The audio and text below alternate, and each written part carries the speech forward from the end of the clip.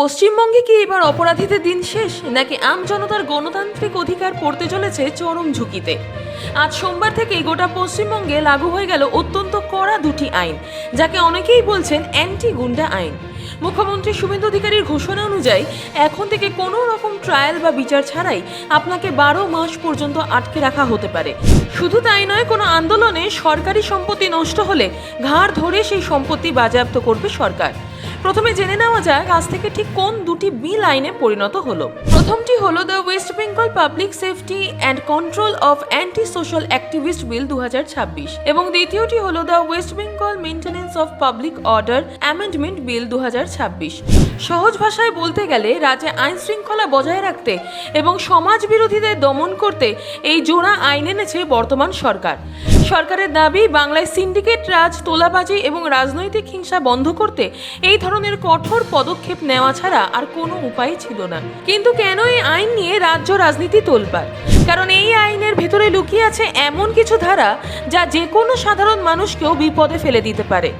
ধারা নম্বর 1, বিনা বিচারে 12 মাস আটক। হ্যাঁ, এই আইনের অধীনে পুলিশ যদি মনে করে কোনো ব্যক্তি সমাজের শান্তি নষ্ট করতে পারে বা কোনো অপরাধের ছক কষছে, তবে তাকে কোনো কোর্টে না তুলেই কোনো বিচার ছাড়াই টানা 1 বছর পর্যন্ত প্রিভেন্টিভ ডিটেনশন বা প্রতিরোধমূলক আটকে রাখতে পারে। ধারা 2, সম্পত্তি বাজেয়াপ্ত। আন্দোলন, ধর্মঘট বা মিছিলের নামে যদি কেউ সরকারি বাস, ট্রেন বা কোনো সরকারি সম্পত্তি ভাঙচুর করে, তবে তার পুরো ক্ষতিপূরণ সেই ব্যক্তির নিজস্ব সম্পত্তি বা বাড়ি বিক্রি করে উসুল করা হবে। শুনে তো মনে হচ্ছে অপরাধ দমনের জন্য দারুণ আইন, তাই না?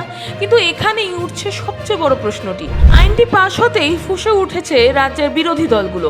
বাম এবং কংগ্রেসের পরিষ্কার বক্তব্য, এটি একটি সম্পূর্ণ অগণতান্ত্রিক এবং স্বৈরাচারী আইন। তাদের আশঙ্কা, এই আইনের মূল লক্ষ্য সমাজ বিরোধীরা নয়, বরং বিরোধী রাজনৈতিক কর্মী এবং সাধারণ আন্দোলনকারীরা। ধরুন, আপনি আপনার পাড়ার কোনো ন্যায্য দাবি নিয়ে বা চাকরি প্রার্থীরা তাদের হকের চাকরির দাবিতে রাস্তায় বসে আন্দোলন করছেন। এবার পুলিশ যদি চায়, তবে এই পাবলিক সেফটি অ্যাক্ট ব্যবহার করে সেই আন্দোলনকারীদের অনায়াসে সমাজ বিরোধী তকমা দিয়ে 1 বছরের জন্য জেলে পুরে দিতে পারে। এমনকি অতীতে উত্তরপ্রদেশ বা অন্যান্য রাজ্যে এই ধরনের আইনের যে অপব্যবহার দেখা গেছে, বাংলায় তার পুনরাবৃত্তি হবে না, তার গ্যারেন্টি কে দেবে? এই প্রশ্নই এখন তুলেছেন বিরোধীরা। তাহলে ঠিক কোনটা সত্যি, অপরাধ দমন নাকি অধিকার খর্ব? দেখুন, যে কোনো প্রগতিশীল রাজ্যে অপরাধীদের মনে আইনের ভয় থাকাটা অত্যন্ত জরুরি। সেই দিক থেকে সরকারি সম্পত্তি রক্ষা বা গুন্ডারাজ দমনের এই চেষ্টা ইতিবাচক। কিন্তু মুশকিল হলো, আইনের ভাষা যখন এতটাই অস্পষ্ট বা একতরফা হয়, তখন ক্ষমতার অপব্যবহার হওয়ার সুযোগ 100% বেড়ে যায়।